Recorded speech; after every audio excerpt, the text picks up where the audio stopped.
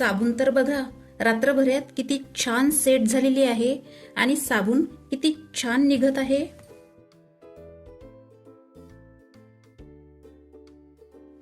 येथे मी मस्त ताजे ताजे कडुनिंबाचे पाने घेतलेली आहे। आता ही पाने तोडून अलग करून घेऊ। मार्केटमध्ये ना वेगवेगळ्या नावाने साबण मिळते, पण घरची आयुर्वेदिक साबण सर्वात उत्तम। मार्केटमधल्या साबणाने त्वचा कोरडी होते आणि डाग धब्बे येते। या कडुनिंबाच्या पानाने चेहऱ्यावरील डाग धब्बे आणि पिंपल्सला सुद्धा आराम मिळतो। या कडुनिंबामध्ये सी व्हिटॅमिन असल्यामुळे चेहऱ्यावर शाईन येतो। आणि थोडे तुळशीचे पाने घेतलेली आहे। रोज तुळशीच्या पानाची पेस्ट लावल्याने ब्लड सर्क्युलेशन होते आणि चेहऱ्यावर निखार येतो।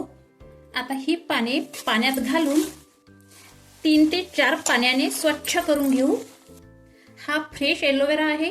हा एलोवेरा मी घरचाच घेतलेला आहे।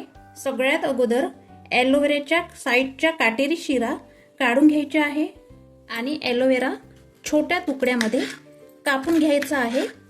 या एलोवेराने चेहऱ्याला थंडपणा मिळतो आणि स्किन सुद्धा हेल्दी राहतो।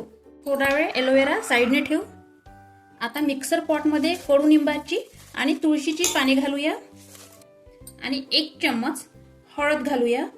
हळद अँटीसेप्टिक आहे आणि हळद जखम भरण्याचे काम करते। यात थोडेसे पाणी घालूया आणि मिक्सरला फिरवून फाईन पेस्ट करून घेऊया। बघा ही झाली आपली आयुर्वेदिक कडुनिंबाची पेस्ट। आता यात घालायचा एलोवेरा आणि पुन्हा मिक्सरला फिरून घ्यायचं। आता या पेस्ट मध्ये ई व्हिटॅमिन कॅप्सूल घालायची। कॅप्सूलला चाकूने थोडा पॉइंट करून या पेस्ट मध्ये घालू। या कॅप्सूलने डाग धब्बे नाहीसे होऊन चेहऱ्यावर ग्लो येतो। यात अर्धा चम्मच शहद घालायचं। शहदाने चेहऱ्याला शाईन येतो। अर्धा चम्मच ग्लिसरीन। ग्लिसरीनने चेहऱ्याची सॉफ्टनेस वाढते। आणि आता घालायचं गुलाबजल 1 चम्मच। मिक्स करायचं। यामध्ये आपण सेंटचा वापर अजिबात केला नाही, कारण सेंटमध्ये केमिकल राहते, म्हणून आपण यामध्ये गुलाबजलचा वापर केलेला आहे। आता ही पेस्ट साइडने ठेवून हा सोप बेस 1 किलोचा आहे। मार्केटमध्ये किंवा ऑनलाइन मिळतो। या बेसचे छोटे छोटे स्लाइस करून घ्यायचे आहे। एका भांड्यात हा ग्लिसरीन सोप घालायचा। हा साबण सेट होण्याचा सिलिकॉन साचा आहे।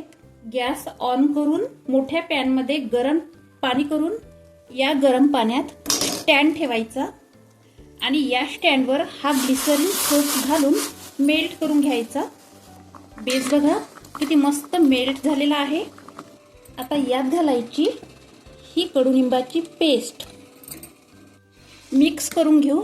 ही पेस्ट घातल्यावर फक्त 2 मिनिट कुक होऊ देऊ। आता गॅस बंद करून घेऊ आणि गरम गरम या साच्यात घालू, कारण हा घोल लवकर घट्ट येते। बेस उरल्यामुळे एक साबण मी चहाच्या प्याल्यात तुम्हाला करून दाखवते। आता रात्रभर हा साचा असाच ठेवू। याला फ्रीज मध्ये ठेवायची काहीच गरज नाही। साबण तर बघा रात्रभरात किती छान सेट झालेली आहे आणि साबण किती छान निघत आहे।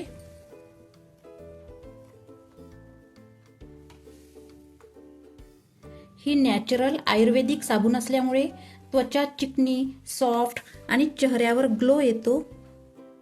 तुम्ही सुद्धा ट्राय करा, कारण ही साबण बनवणे खूपच सोपे आहे।